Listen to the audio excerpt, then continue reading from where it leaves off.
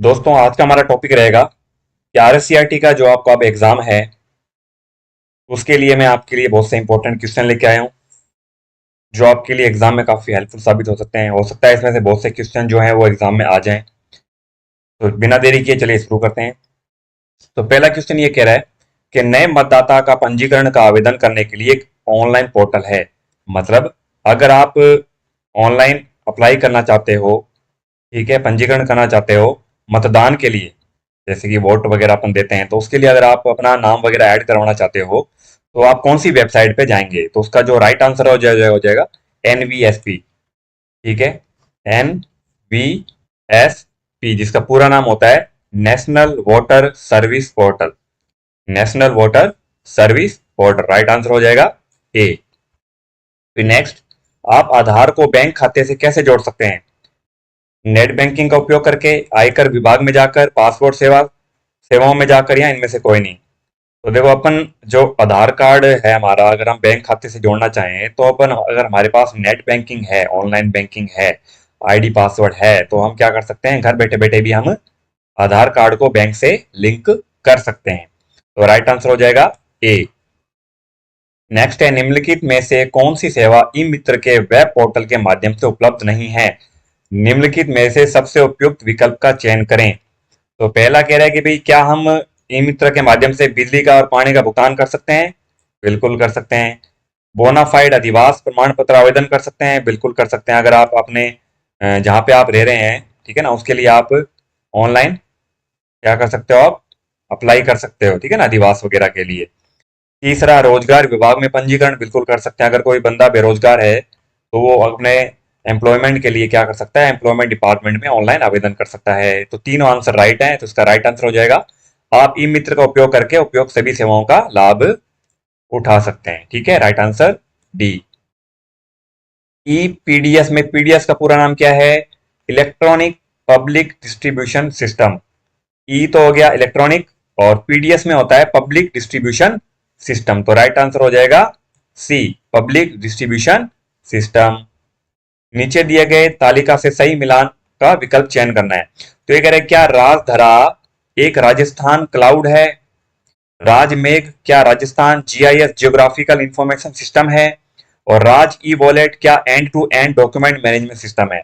देखो, जो राजधरा होता है ये होता है जीपीएस के लिए, जीआईएस के लिए, ठीक है ना, लोकेशन वगैरह ट्रैक करने के लिए होता है। और राजमेघ जो होता है ये होता है क्लाउड बेस्ड स्टोरेज। आप ऑनलाइन क्या कर सकते हो, अपने डॉक्यूमेंट को क्या कर सकते हो, स्टोर करके रख सकते हो। ये गवर्नमेंट का वेबसाइट होता है राजमेघ। और ये राज ई वॉलेट आप क्या कर सकते हो, अपने डॉक्यूमेंट को मैनेज कर सकते हो। तो राइट आंसर हो जाएगा पहले में क्यू, दूसरे में पी, तीसरे में आर, यानी कि हमारा राइट आंसर हो जाएगा डी। ठीक है, फिर आ जाता है mock, massive open online courses का एक उदाहरण है।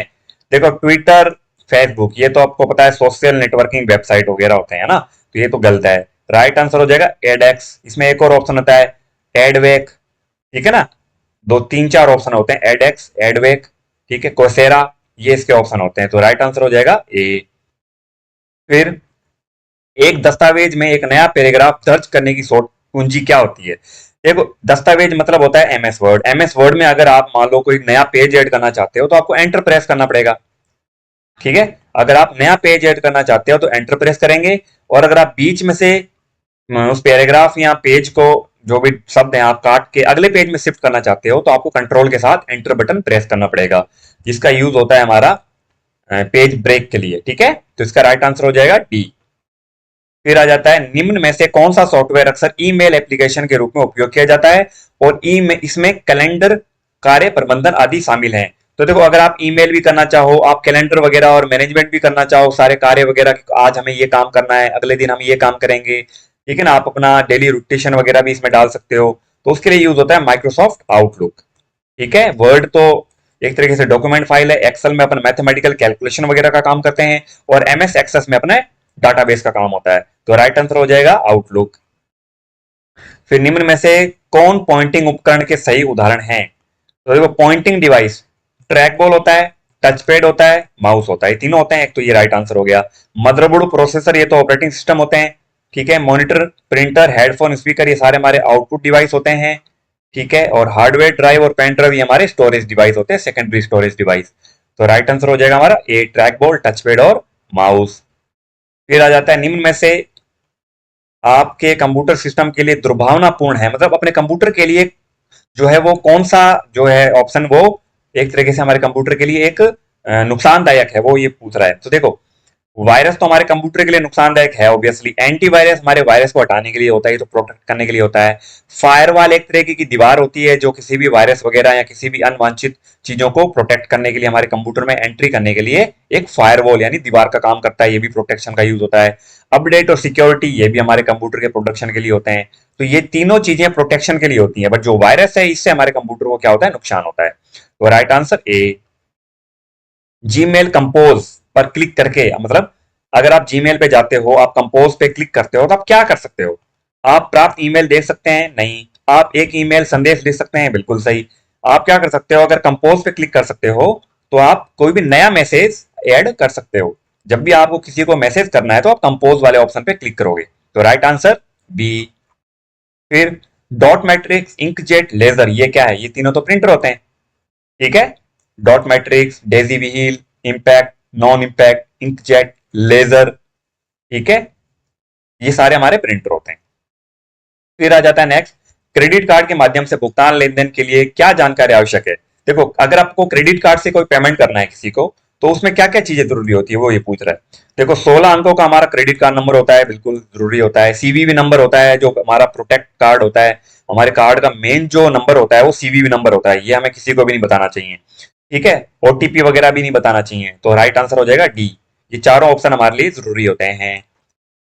फिर एमएस एक्सेल में यदि किसी सेल में सामग्री बड़ी है और सेल में दिखाई नहीं देती, तो हम किसका उपयोग करके इस ऑप्शन में क्या कर सकते हैं, एक ही स्क्रीन पे हम उसको दिखा सकते हैं। मतलब ये कहना चाह रहा है कि अगर कोई नाम है एमएस एक्सेल में, वो बड़ा है, वो एक कॉलम में फिट नहीं हो रहा, तो आप क्या करोगे कि भाई जैसे ही आप किसी एक ऑप्शन को क्लिक करोगे, जो ये पूछ रहा है उसको बोलते हैं अपन रैप टेक्स्ट।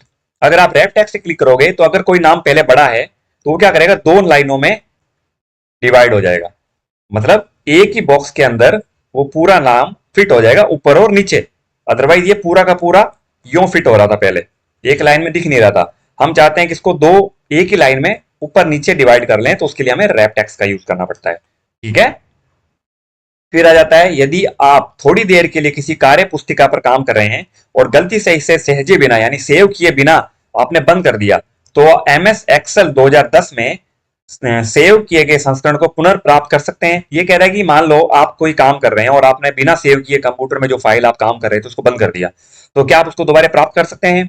दूसरा ये कह रहा है कि एमएस एक्सेल 2010 में इंटरनेट से ईमेल द्वारा या डाउनलोड द्वारा प्राप्त की गई एक्सेल फाइल ऑटोमेटिक रूप से प्रोटेक्ट व्यू में खुल जाएगी। बताना ये सही है कि नहीं है, दोनों, क्या ये दोनों आंसर सही हैं? तो मेरे हिसाब से ये दोनों आंसर राइट होते हैं कि अगर आपने गलती से अगर कोई भी फाइल बंद कर दी है बिना सेव किए, तो आप उसको वापस प्राप्त कर सकते हो, ठीक है। और अगर आपने कोई इंटरनेट से कोई फाइल डाउनलोड करी है या प्राप्त करी है ईमेल के माध्यम से, तो आप उसको भी क्या कर सकते हो, प्रोटेक्ट व्यू के माध्यम से खोल के देख सकते हो। तो राइट आंसर हो जाएगा हमारा डी। फिर मान लीजिए कि कोई उपयोगकर्ता यानी कि जो एक्स है वो एमएस एक्सेल 2010 का उपयोग करता है और अन्य उपयोगकर्ता के लिए एमएस एक्सेल का फाइल साझा करना चाहता है, और उसका जो एक्सेल है वो 2003 है। मतलब हम यूज कर रहे हैं 2010, सामने वाला जिसको मैं भेजूंगा वो फाइल वो यूज कर रहा है एक्सेल की वर्जन 2003। तो क्या वो 2010 की फाइल को 2003 के एक्सेल के वर्जन में देख सकता है उस फाइल को, है ना?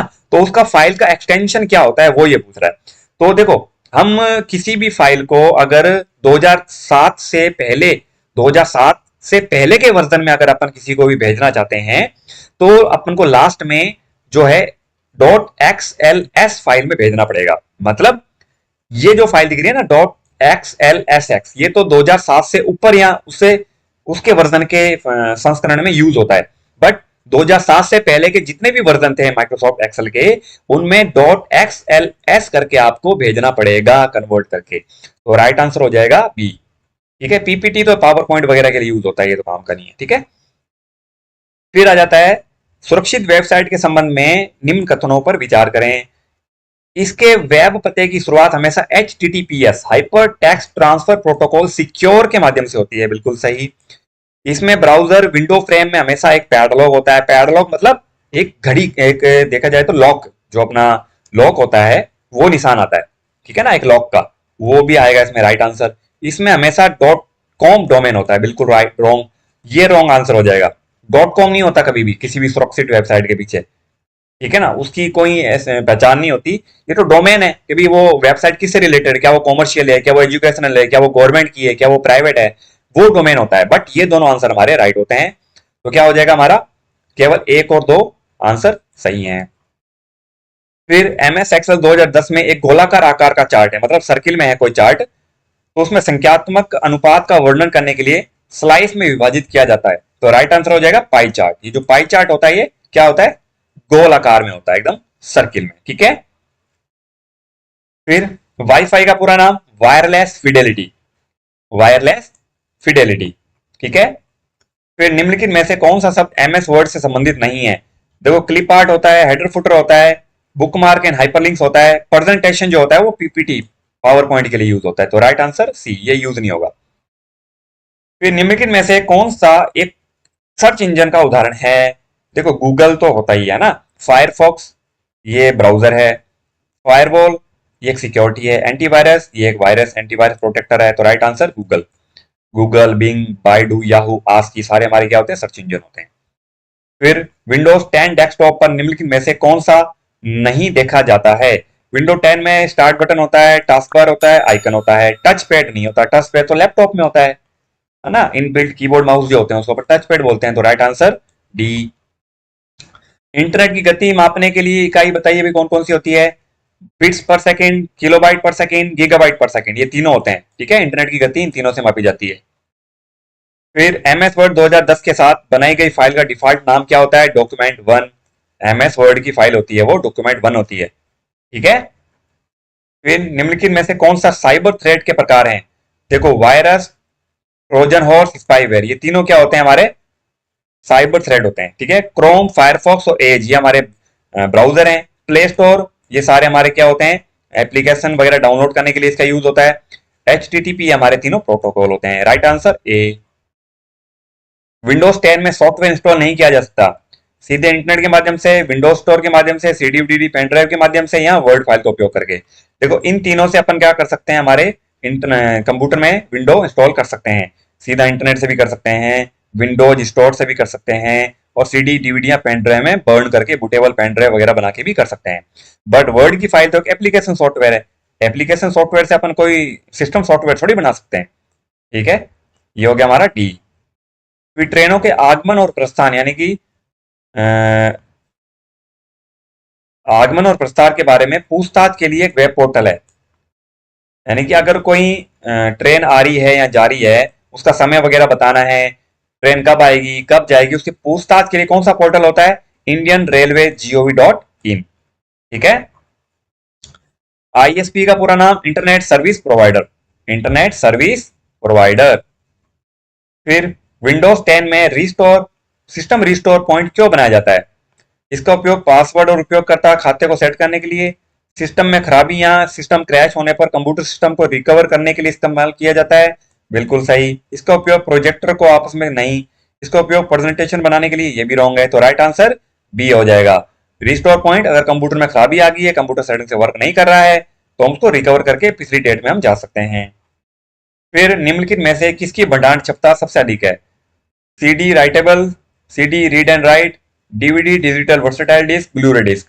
तो देखो, ब्लूरे डिस्क होती है सबसे ज्यादा होती है, ठीक है। इसकी मेमोरी 50 GB तक हो सकती है, ठीक है, इसकी मेमोरी।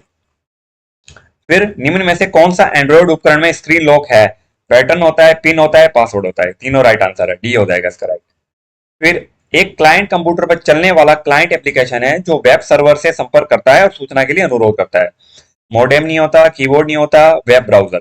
वेब ब्राउजर के माध्यम से हम बताते हैं ना कि भी हमें कौन सी फाइल खोलनी है, कौन सा ऑप्शन ढूंढना है ना, क्या सर्च करना है, क्या सर्च नहीं करना है। तो वेब ब्राउजर में ही हम सारा कुछ लिखते हैं। तो वेब ब्राउजर एक क्लाइंट एप्लीकेशन होता है, ठीक है। फिर विंडोज 10 में सिस्टम सेटिंग या अन्य लोगों के खातों को प्रतिबंधित करने के लिए किस प्रकार के खातों का उपयोग किया जाता है। तो देखो, अगर आप विंडोज 10 यूज कर रहे हो, विंडोज 7 भी यूज कर रहे हो, तो आप किसी अन्य खातों को प्रतिबंधित करना चाहते हैं या किसी विशेष प्रकार के खाते को आप क्या कर सकते हो, उसको अनुमति देना चाहते हो, तो आपको एडमिनिस्ट्रेटर जो होता है उसको यस करना पड़ता है, यानी कि एडमिनिस्ट्रेटिव में आपको क्या करना पड़ता है, उस फाइल को, उस ऑप्शन को यस करना पड़ता है, खोलना पड़ता है, तभी वो चलती है। ठीक है, राइट आंसर हो जाएगा सी। एमएस पावर पॉइंट 2010 में अगर आप प्रेजेंटेशन को स्वैप करना चाहते हैं तो कौन सी की दबेगी, एस्केप की। मान लो आप प्रेजेंटेशन देख रहे हैं और आप उससे बाहर निकलना चाहते हैं तो आप एस्केप की प्रेस करोगे।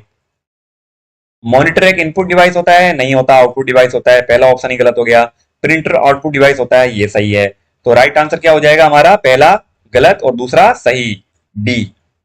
ठीक है, तो ये हो गए हमारे 35 क्वेश्चंस। वीडियो को अंत तक जरूर देखें दोस्तों, क्योंकि ये एग्जाम में क्या होता है ना कि जो हमारे पिछले एग्जाम से के रिलेटेड जो एग्जाम होते हैं वो क्वेश्चन ज्यादातर रिपीट हो जाते हैं। तो आपको क्या करना है, पहले तो सारे जो भी पिछले पेपर थे वो सारे रिपीट करने हैं, अच्छे से पढ़ने हैं। ठीक है, और जो मैं आपके लिए वीडियो लेके आ रहा हूँ वो भी आपको अच्छे से समझना है, देखना है, पूरा वीडियो अंत तक देखना है। ठीक है, आज के वीडियो में बस इतना ही, मिलते हैं आपसे नेक्स्ट वीडियो में। बहुत बहुत धन्यवाद।